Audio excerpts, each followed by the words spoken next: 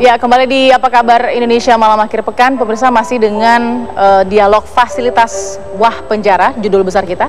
Ada Pak Turman, ada Anggita, dan juga ada Fani di sini. Tadi dijelaskan ke Pak Turman juga ya, bahwa sudah ditepis soal ruangan yang bukan kalapas. Tapi ini masih dalam penyelidikan. Mudah-mudahan ada Wamenkumham, Pak Denny Indrayana, yang sebentar lagi akan bergabung dengan kita untuk menjelaskan beberapa hal juga dan juga memberikan informasi. Nah, tapi saya ingin juga ke Pak Turman. Pak Turman, penyelidikan sedang berjalan. Ya. Bapak tidak menepis bahwa alat telekomunikasi tidak bisa steril di penjara. Ya. Setiap kali sidak selalu dapat. Selalu dapat. Seperti itu. Ya. Dari pengalaman Bapak selama 1 tahun, Pak, di Cipinang, itu sesulit itu, Pak, untuk kemudian mensterilkan kemewahan di penjara? Kalau bicara kemewahan, saya tepis jelas tidak ada. Kalau masalah handphone, kalau itu kita berupaya setiap saat kita lakukan penggeledahan, selalu dapat. Bahkan yang paling menyedihkan, kita sudah pakai X-ray ya. Satu-satunya lapas yang di Indonesia yang X-ray-nya berfungsi cuma lapas narkotika. Itu masih ada seorang ibu udah tua mencoba menyeludupkan ke dalam sebuah bungkusan berisi gula. Di dalam gula handphone bisa masuk loh. Bayangkan. Tapi gini, berarti kan dengan keterangan Bapak soal mudahnya alat komunikasi masuk ke dalam, itu Bapak sidak setiap kali mendapatkan itu, artinya ada tangan ketiga yang membantu alat telekomunikasi itu masuk ke dalam penjara. Yang berarti mungkin adalah oknum-oknum di dalam lapas sendiri. Misalnya, kalaupun benar, misalnya sipir yang membiarkan Fani bisa masuk ke dalam, atau anak buah misalkan. Ini kan kemudian membuat tanda tanya besar, Pak Turman. Jadi kalau seperti itu, kita harus jelas ya siapa petugasnya, supaya kita ambil tindakan, kan gitu ya. Tapi ini kan tidak jelas, tidak menunjukkan. Sedangkan saudari Fani aja nggak ke Pak Kalapas, katanya ke dalam Pak Kalapas saja di sini, kan suatu keanehan besar tuh pembawaan publik. Freddy, Bapak, itu ruangannya Kalapas. Jangan, Mbak, mohon maaf, Mbak, jangan kata dulu orang. Ya, tapi Freddy bilang itu ruangan Kalapas. Sekarang kata Mbak pernah melakukan aborsi. Baik. Ada? Maaf, saya harus potong. Kita nggak usah ngomong aborsi. Kita ngomongin penjara dan Freddy. Fani tenang. Twitter pertama. Ya, kita ngomongin penjara dan Freddy. Saya mau dua-duanya tenang dulu sebentar. Dua-duanya sebentar. Oke, kita jangan beralih ke hal lain. Soal pribadi itu adalah kemudian ranah dari pemeriksaan kepada Fani sendiri, Pak. Tapi begini, Fani, saya ingin juga Fani menjelaskan juga di sini. Sebenarnya kemewahan ini dari tangan, ada tidak orang-orang yang Fani kenalkan ini sipir, ini kemudian ini petugas, ada seragam di sana, atau ini pasti bukan ada tidak seperti itu? Gini, Mbak, selama saya ada di sana, itu ruangan selalu kosong ya, Mbak. Selalu kosong, nggak pernah ada petugas atau pejabat ya, Pak. Mbak, saya bilang Freddy tuh luas ya, jaringannya luas, bisa mengendalikan handphone di dalam. Sebentar, luas bisa diartikan kuat banget.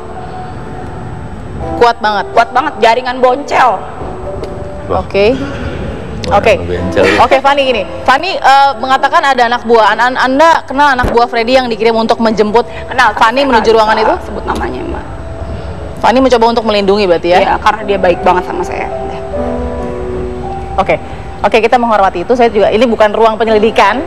Tapi begini, tapi paling tidak Fani sudah memberanikan diri bahwa jika bukti-buktinya dibutuhkan, Pak, untuk penyelidikan, dia berani, dia siap. Oke. Anggi, bisa ditambahkan, Anggi. Kemudian Anda yang sangat berkeberatan dengan apa yang dikatakan Fani soal kemewahan penjara, dan Anda mendapat perlakuan yang Anda katakan berbeda di dalam penjara. Anda semua mengikuti peraturan, itu yang Anda katakan. Sejauh ini seperti itu? Iya, dan boleh ditanya sama para petugas. Saya juga memang kenal juga para petugasnya. Maksudnya yang, oh ya Mbak Gita ya, kayak gitu. Cuma yang dimaksud lebih eksklusif mungkin saya tidak perlu menulis data pembesuk kayak gitu, dan nggak perlu mengantri di dalam ruangannya kayak gitu. Cuma Anda tak perlu mengantri? Nulis. Enggak perlu menulis. Tadi lu bilang lewat X-ray, tapi tetap alat komunikasi tetap ditaruh di loker segala macam. Berarti Anda mengatakan tidak pernah menulis? Tadi lu bilang nulis? Enggak pernah. Kan saya bilang kalau yang lain menulis, saya tidak. Dan tidak mengantri? Nggak mengantri. Nah, ini seharusnya bukannya tidak boleh, Pak? Harusnya semua kan bukannya mendaftar. Ini ada 2 orang nih, yang satu langsung masuk, Fani, yang satu lagi tidak perlu menulis daftar hadir. Tapi tetap lewat X-ray lah, tetap lewat barang-barang tetap ditaruh di. Bagaimana, Pak Turman? Kalau resminya prosedur masuknya tamu ke dalam lapas itu harus tulis kan? Pertama dia mengambil nomor antri, terus mengisi formulir, mendaftar ke loket pendaftaran, terus memeriksa barang, kemudian dia baru masuk keluar dari ruangan itu menuju ke portir. Di portir nanti masuk itu barang masuk X-ray. Oke Pak, oke baik, itu kan.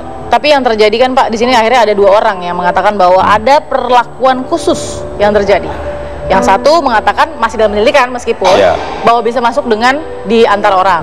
Yang satu lagi mengatakan saya tidak perlu antri dan saya tidak perlu menulis buku tamu. Jadi seperti apa sebenarnya Pak SOP yang ini sangat berbahaya juga untuk Pak Turman kan kemudian dalam penyelidikan ini. Ya kalau ada staf saya yang melanggar SOP, kepada SOP sudah jelas kan, sudah jelas. Karena kita sudah kemarin diperiksa dinilai oleh tim Menpan RB kan, itu SOP sudah jelas tuh. Kalau ada petugas yang menyimpang ya kita tindak saja. Baik. Pak, saya ingin tanya juga soal keberadaan narkoba di dalam penjara itu seperti apa Pak kondisinya? Apakah benar seperti itu? Kalau tahu saya ada narkoba di dalam Mbak, pasti saya tangkap. Tapi kan kita kan punya keterbatasan loh. Kita tidak punya alat deteksi. Kita razia cakar semua tempat tidur. Itu resikonya tinggi Pak. Resikonya tingginya apa? Kematian juga Mbak. Kenapa saya bilang kematian? Ketika dia menyelipkan jarum suntik saja, ternyata dia terkontaminasi HIPS, gawat juga kita. Makanya kita hati-hati. Kalau tugas mesti ada sarung tangan, kita harus pakai alat, kita waspada betul. Pak Turman, saya ingin tanya, benarkah kemudian ketika Fani menguak beberapa hal informasi ini, benarkah ada gejolak di dalam LP? Ada beberapa narapidana juga yang memberikan protesnya, itu benar seperti itu Pak ya? Saya tahu kemarin dari KPLP, kebetulan pada saat itu kejadian saya lagi di ruang rapat sama pelaksana tugas yang menggantikan saya, tiba-tiba ada dengar begitu, ya mungkin diatasin lah. Apa Pak protes keras dari para narapidana yang lain? Nggak tahu saya nggak tahu protes apa. Kebetulan kita kan di ruang rapat sama Pak Kadip. Jadi perlu Tapi ada gejolak itu ya? Baik. Perlu dikasih masukan Pak. Pertama, ruangan Pak Kalapas sendiri sudah pernah dikunjungi Pak Wamen. Pak Denny ya? Pak Denny, itu satu. Kedua, pada saat mau melakukan konversi pers terhadap masalah Vincent ya.